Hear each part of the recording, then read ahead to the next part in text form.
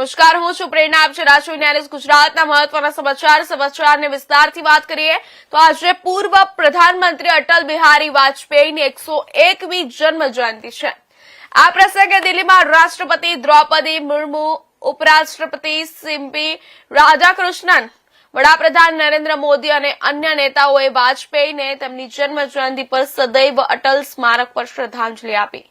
ભાજપ દેશભરમાં અનેક કાર્યક્રમોનું આયોજન કરી રહ્યું છે.